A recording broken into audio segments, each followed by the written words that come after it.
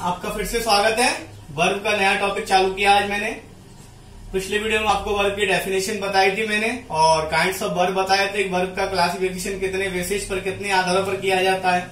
तो first classification है हमारा अकॉर्डिंग टू ऑब्जेक्ट, कर्म के आधार पर वर्ब कितने प्रकार की होती है। According to object first classification इस वीडियो में हमारा वर्ब का कि अकॉर्डिंग टू ऑब्जेक्ट कर्म के आधार पर वर्ब कितने प्रकार की होती है। There are 3 types of verb according to object. कर्म के आधार पर जो वर्ब होती है वो 3 प्रकार की होती है बच्चों। कितने प्रकार की होती है? 3 प्रकार की। There are 3 types of verb according to object. कर्म के आधार पर वर्ब 3 प्रकार की होती है। एक होती है आपकी ट्रांजिटिव वर्ब, सकर्मक क्रिया। कौन सी होती है? सकर्मक क्रिया, transitive verb. It has one सब ऑब्जेक्ट। ट्रांजिटिव वर्ब के साथ कितने ऑब्जेक्ट होते हैं? एक कर्म होता है। ट्रांजिटिव वर्ब के साथ कितने कर्म होते हैं? एक ऑब्जेक्ट होता है। जैसे he reads a book daily, यहाँ पर रीड वर्ब है लेकिन ऑब्जेक्ट कौन सा है? ए बुक ऑब्जेक्ट है और सिंगल ऑब्जेक्ट है अकेला, इसलिए रीड्स कौन सी वर्ब होगी हमारी? यहाँ पर ट्रांजिटिव वर्ब हो गई, होगी नहीं होगी? सकर्मक क्रिया। It has one object. सकर्मक क्रिया में कितने ऑब्जेक्ट होते हैं? एक ही ऑब्जेक्ट होता है। जैसे आपकी ये वर्ब है यहाँ पर reads, he reads a book daily, तो ए बुक आपका ऑब्जेक्ट है और एक ही ऑब्जेक्ट है इसलिए रीड्स है ट्रांजिटिव वर्ब हो गई। एक होती है हमारी दूसरी D transitive verb. D transitive verb का मतलब द्विकर्मक क्रिया। इट है 2 ऑब्जेक्ट्स, ऐसी क्रिया जिसमें 2 ऑब्जेक्ट्स होते हैं, 2 कर्म होते हैं। इट है 2 ऑब्जेक्ट्स, ऐसी क्रिया जिसमें कितने कर्म होते हैं बच्चों? 2 ऑब्जेक्ट्स होते हैं, 2 ऑब्जेक्ट होते हैं। वैसे कुछ लोग ट्रांजिटिव वर्ब में सिंगल ऑब्जेक्ट और डबल ऑब्जेक्ट दोनों को शामिल कर लेते हैं, तो इसलिए काफी लोग वर्ब 2 ही प्रकार की बताते हैं ऑब्जेक्ट के आधार पर, ट्रांजिटिव वर्ब और इंट्रांजिटिव वर्ब। सकर्मक क्रिया और अकर्मक क्रिया। वो बताते हैं कि ट्रांजिटिव वर्ब जिसमें ऑब्जेक्ट होता है और इंट्रांजिटिव वर्ब जिसमें कोई ऑब्जेक्ट नहीं होता। लेकिन मैंने यहाँ इसको क्लियर कर दिया कि 1 ऑब्जेक्ट वाली वर्ब कौन सी है, 2 ऑब्जेक्ट वाली वर्ब कौन सी है और जिसमें कोई ऑब्जेक्ट नहीं है वो वर्ब कौन सी है। क्योंकि एक सेंटेंस में मैक्सिमम 2 ऑब्जेक्ट हो सकते हैं, 2 से ज्यादा ऑब्जेक्ट किसी सेंटेंस में नहीं हो सकते। एक डायरेक्ट और एक इनडायरेक्ट ऑब्जेक्ट, केवल 2 ही ऑब्जेक्ट एक सेंटेंस के अंदर हो सकते हैं, 2 से ज्यादा ऑब्जेक्ट किसी भी सेंटेंस में नहीं हो सकते। इसलिए जिस वाक्य में जिस वर्ब के साथ सिंगल ऑब्जेक्ट होता है, एक ही ऑब्जेक्ट होता है, वो ट्रांजिटिव वर्ब हो जाएगी। और जो डी ट्रांजिटिव वर्ब है उसमें इट हैज 2 ऑब्जेक्ट, इसमें डबल ऑब्जेक्ट होंगे 2। जैसे आपकी ये वर्ब है गिवन यहाँ पर, इसके साथ हिम भी आपका ऑब्जेक्ट है, ए पेन भी ऑब्जेक्ट है। हिम आपका इनडायरेक्ट ऑब्जेक्ट है बच्चों, ए पेन आपका डायरेक्ट ऑब्जेक्ट है। इससे इस वर्ब के साथ आपके डबल ऑब्जेक्ट है, 2 ऑब्जेक्ट, इसलिए गिवन कौन सी वर्ब है? D transitive. वर्ब तो ट्रांजिटिव है सकर्मक, लेकिन डी ट्रांजिटिव का मतलब 2 कर्म वाली क्रिया है और ट्रांजिटिव 1 कर्म वाली। वैसे कुछ लोग काफी बुकों में आप यही पढ़ोगे कि वर्ब 2 प्रकार की होती है, ट्रांजिटिव ट्रांजिटिव।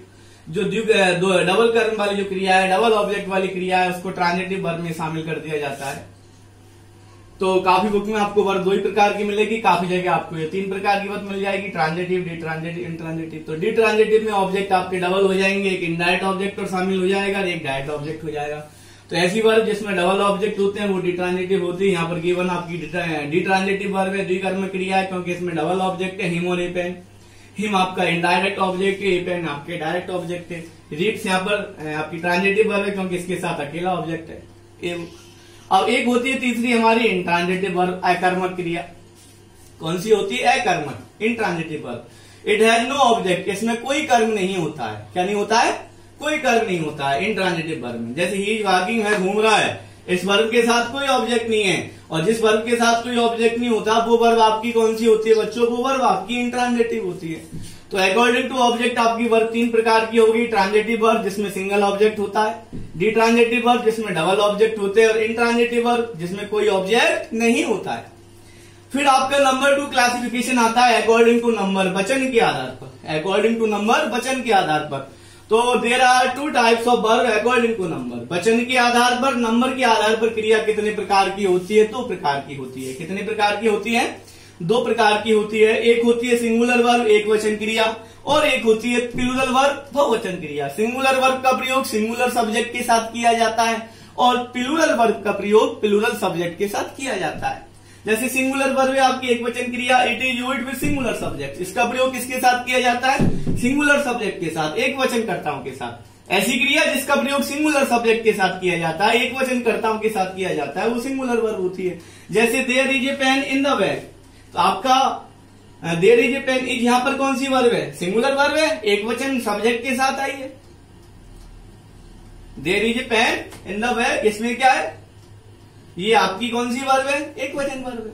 सिंगुलर के साथ आई है, सिंगुलर सब्जेक्ट के साथ आई है। और इसी की दूसरी होती है हमारी कौन सी, प्लूरल वर्ब। वो भी मैं आपको बोर्ड पे लिख देता हूं अभी इसी के अंदर, ताकि वो भी क्लियर हो जाएगा। और दूसरी जो होती है आपकी अकॉर्डिंग टू नंबर के आधार पर, वो होती है प्लूरल वर्ब, बहुवचन क्रिया। सिंगुलर वर्ब आपकी एकवचन सब्जेक्ट के साथ आती है, सिंगुलर सब्जेक्ट के साथ, और प्लूरल वर्ब आपकी ये हो जाएगा it is used with plural subjects. It is used with plural subjects, ऐसी क्रिया जिसका प्रयोग प्लूरल सब्जेक्ट के साथ किया जाता है, जैसे all the men are reading a newspaper.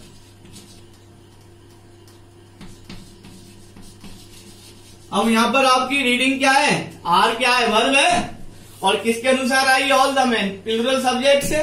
तो प्लूरल सब्जेक्ट के साथ आने वाली वर्ब प्लूरल होती है, और सिंगुलर सब्जेक्ट के साथ आने वाली वर्ब आपकी सिंगुलर होती है। तो अकॉर्डिंग टू नंबर वचन के आधार पर भी बच्चों आपकी दो प्रकार की क्रिया होती है, सिंगुलर वर्ब और प्लूरल वर्ब। आज के इस वीडियो में हमने केवल दो क्लासिफिकेशन पढ़ा है। एक पढ़ा है अकॉर्डिंग टू ऑब्जेक्ट।